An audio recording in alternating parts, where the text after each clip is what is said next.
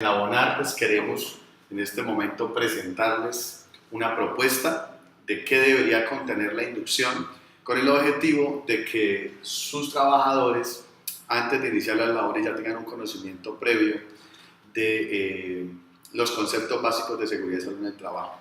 Y los invitamos para que a través de Abra ustedes también puedan automatizar este proceso, dejando el registro y las evidencias tanto de la evaluación del proceso como de la evaluación de la inducción de su personal. RIE con Abra. Los invitamos para que utilicen esta herramienta en www.eslabonar.com. Entonces vamos a iniciar con este proceso. Recordemos que la norma o el parámetro de los estándares mínimos de seguridad establecen que se debe realizar una inducción o una reinducción anual a los trabajadores, ¿sí? En ese estándar 1. Ahora, ¿qué debería tener? Al menos deberíamos contemplar o establecer las políticas. No necesariamente yo tengo que colocarle aquí la pastoral o colocarle todo lo que dice mi política, pero sí recordarlo, informarle al trabajador que la empresa cuenta al menos con algunas de las siguientes políticas. Si hablamos de las básicas, estamos hablando de seguridad y salud en el trabajo, de la prevención del acoso laboral y de la prevención del consumo del alcohol, tabaco y sustancias psicoactivas, ¿sí? Si tenemos el factor de riesgo de tránsito y nos aplica, tendremos la política de seguridad vial. Recordemos de que la resolución 0312 del 2019 ya establece que tenemos que generar una integración del plan estratégico de seguridad vial. Por ende, adicionalmente a la de seguridad vial, tendríamos que tener las 8 políticas adicionales que nos pide el plan estratégico, como es señalización, demarcación, regulación, uso de elementos de protección, el no uso de equipos de comunicación, uso del cinturón de seguridad, la socialización y la actualización de la información, la regulación de horas de conducción y de no alcohol y drogas, que podría estar inmersa dentro de la política básica de prevención de alcohol, tabaco y drogas. Entonces, ese sería un primer componente fundamental. Recordemos que la política es el que define la estructura o el lineamiento de la gerencia para la gestión. Entonces tendríamos ese primer componente. Lo segundo que nosotros deberíamos transmitirle al trabajador, dependiendo del rol que desempeñe, pues serían sus responsabilidades. Entonces, ¿qué roles podríamos encontrar? Entonces, nosotros podemos hablar de que tenemos un rol directivo, que podemos encontrar la gerencia, ¿sí? Los subgerentes, los directores. Tenemos un rol del responsable de seguridad y salud en el trabajo, bien sea interno o bien sea un asesor externo. Tenemos los jefes de área o responsables de proceso. Aquí ya empezamos a hablar de los niveles medios, ¿sí? Aquellas personas que tienen personal a cargo, los supervisores, por ejemplo. Y después tenemos los diferentes comités. Entonces, aquí estamos hablando de los comités básicos que debemos tener en las organizaciones, dependiendo de la cantidad de trabajadores, en el caso del paritario de seguridad y salud en el trabajo, y el comité de convivencia. Entonces, tendríamos que definir también cuáles son esas responsabilidades que tienen las personas que participen de los diferentes comités. Si tenemos plan estratégico de seguridad vial, tendríamos que incluir las responsabilidades de los miembros del comité de seguridad vial, ¿sí? Los responsables. Hablamos de la brigada de emergencia, muy importante, y a manera general tendríamos que hablar de los trabajadores y o contratistas, ¿sí? Entonces también tendríamos que definir. Entonces, para el caso nuestro, simplemente pues vamos a tomar un ejemplo. Entonces, en este caso, nosotros vamos a hablar del trabajador. Entonces, en términos generales, el trabajador, de manera básica, ¿qué debe conocer en cuanto a sus responsabilidades? Es la primera responsabilidad es conocer y tener clara la política, ¿sí? O las políticas de seguridad y salud en el trabajo. Entonces, nosotros por eso tenemos que transmitir las políticas. Segunda responsabilidad del trabajador, importantísimo, es responsabilidad del trabajador en procurar el cuidado integral de su salud. Entonces, si bien es cierto, la organización tiene unos factores de riesgo a los cuales el trabajador se va a exponer, también es cierto que el primer responsable de su seguridad es el propio trabajador, y eso es importante que nosotros se lo dejemos claro, pero adicionalmente nosotros también lo soportemos o lo apoyemos, como lo vamos a explicar más adelante. Otra responsabilidad del trabajador es suministrar la información clara, completa y veraz sobre su estado de salud.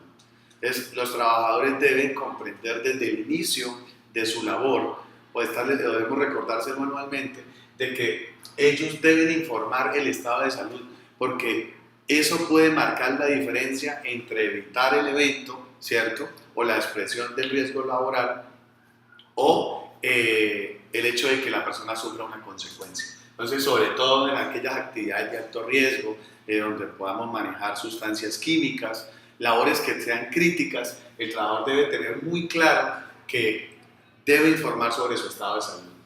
El cumplir las normas de seguridad e higiene que establezca la compañía también es importante. O sea, si la compañía ha definido algunas normas, algunos procedimientos, algunos instructivos, algunos planes, el trabajador primero debe conocerlos, segundo debe cumplirlos, ¿sí? También encontramos como punto 5, participar en la prevención de los riesgos laborales. Entonces, ¿qué quiere decir? Que no solamente el trabajador va a ser un actor pasivo, donde él va a escuchar o a recepcionar lo que nosotros podamos transmitirle, ¿sí? O lo que tengamos establecido en los planes de trabajo y programas de capacitación, sino que debe ser un actor activo, donde también contribuya en esa prevención, que informe, que reporte, que proponga soluciones de mejora. Informar las condiciones de riesgo detectadas a su jefe inmediato es fundamental. Normalmente cuando se hacen procesos de investigación de los incidentes y los accidentes, ¿qué encontramos?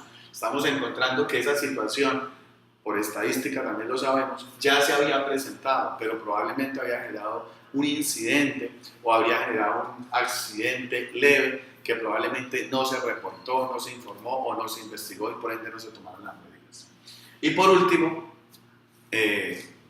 hablamos de que el trabajador es responsable de reportar inmediatamente todo accidente o incidente de trabajo. ¿Esto qué nos va a permitir? Primero, que se le dé la atención oportuna en caso de accidente, pero también importante el incidente, que nos va a poder permitir conocer la situación para que nosotros establezcamos los planes de trabajo o los planes de acción con el objetivo de evitar de que esta situación se vuelva a presentar. Recuerden que acá, si trabajamos en el pasado, en el error, o trabajamos sobre el error, pues la situación se va a volver a expresar. Necesitamos trabajar en esa causa raíz para evitar de que la situación se vuelva a presentar. Entonces, ese sería el siguiente componente. Ahora, ¿qué tenemos también? Los diferentes comités, ya lo mencionamos hace un momento, pero recordémoslo. ¿Qué comités básicos debe tener la organización? El de paritaria y seguridad y salud en el trabajo. Es importante que nosotros le informamos al trabajador quiénes son los representantes, quién hace parte de ese comité, quién es el presidente, quién es el secretario. El comité de convivencia laboral, recordemos que este comité, pues los trabajadores deben conocer quiénes son los miembros en caso de que se presente un hecho de acoso laboral, porque a ellos serán los que tengan que dirigirse. El paritario, pues le informarán aquellas condiciones para que también de pronto contribuyan en la gestión. El de seguridad vial, fundamental para que se tomen las acciones necesarias, y también conocer quiénes son los miembros del comité de emergencia. Entonces debemos presentárselo a los trabajadores con el objetivo de que ellos sepan a quién dirigirse o a quién reportar en las diferentes situaciones que se puedan llegar a presentar. Adicionalmente, pues es importante tener en cuenta que nuestro sistema de gestión tiene una base, ¿cierto?, que son los requisitos legales y que termina en la mejora continua. ¿Qué quiere decir esto? Puede ser que nosotros hayamos establecido un plan de trabajo, ¿cierto? Pero ese plan de trabajo debe ser dinámico, debemos ir trabajando y modificándolo en la medida que vamos desarrollando nuestra labor. Ahora, también es importante que los trabajadores conozcan e identifiquen los diferentes conceptos que manejamos en seguridad. Entonces hablamos del peligro, hablamos del factor de riesgo y el riesgo. A veces nosotros tenemos una mezcla. En lo personal, pues trato de explicarlo de la siguiente manera, ¿sí? Independientemente que haya otras definiciones, pero para Leonardo, en este momento, ¿cómo he podido entender este concepto de peligro, factor de riesgo y no estar mezclando los diferentes conceptos? Leonardo entendió que los peligros se identifican, ¿sí? Y que tiene una característica específica, que es el potencial, ¿sí? El potencial es esa capacidad de generar daño.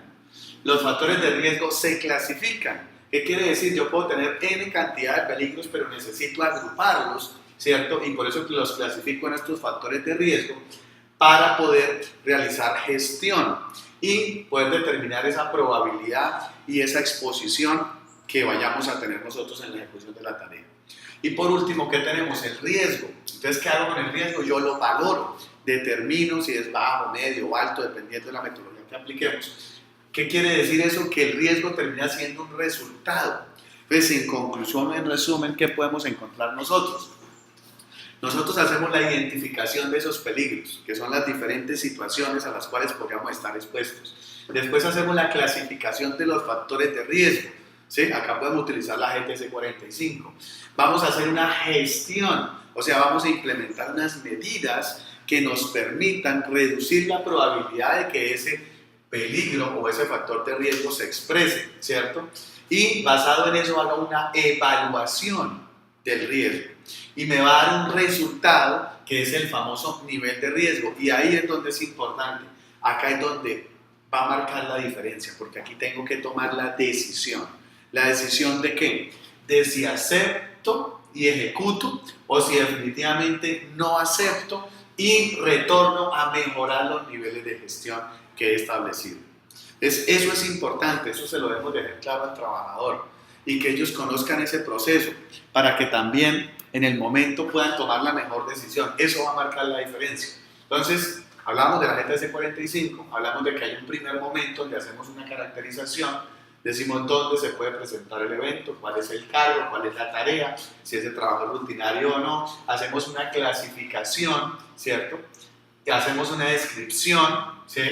Y determinamos unos efectos. Entonces, esta es la primera parte, donde identifico y donde clasifico. Posteriormente, ¿qué viene? Viene la implementación de las medidas de gestión. Entonces, la norma me dice en la fuente, en el medio, en el individuo, ¿cierto? Y posteriormente me dice evalúe, dependiendo de las medidas de gestión que usted tiene, determine ese nivel de deficiencia, determine el nivel de exposición, ¿cierto? Y eso nos va a dar un resultado que será el nivel de probabilidad. Y me determina una interpretación del nivel de la probabilidad. Y posteriormente, basado en la consecuencia que ya definí, yo determino ese nivel de consecuencia y me defino un nivel de riesgo y me permite establecer o conocer cuál es esa interpretación.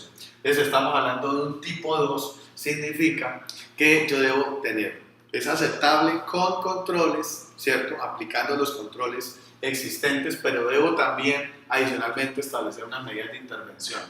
¿Qué puede hacer que varíe esa interpretación, esa evaluación o esa decisión? El número de expuestos, ¿cierto? Y cuál podría ser la peor consecuencia en no implementar las medidas. Adicionalmente, si tengo requisitos legales, también es importante, tenemos una matriz de requisitos legales, entonces debemos apoyarnos en esa matriz será alimentada, ¿cierto? Basada también en la identificación de los factores de riesgo que tengamos. Ahora, por último, ¿qué tenemos que hacer? Si mi nivel de riesgo no es aceptable, pues debo establecer unas medidas de intervención, ¿cierto?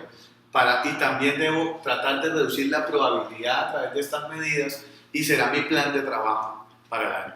¿Listo? O para implementar y de esa manera reducir la probabilidad. Entonces, esta sería una forma rápida que el trabajador debe conocerla. No nos interesa en este momento, ¿cierto?, entrar como al detalle del proceso. Tampoco nos interesa llenar al trabajador de mucha información, pero sí es importante que el trabajador tenga claridad de ese proceso rápido, ¿cierto? Que la matriz de peligros la conozca, de su área, de su actividad, de su tarea. Que mire a qué fue lo que definió la compañía, que él pueda evaluar si tiene esas herramientas y tiene esos elementos con el objetivo que pueda tomar una decisión, porque a veces nosotros no estamos con ellos en todas las actividades. Y recuerden que un evento, la decisión puede marcar la diferencia.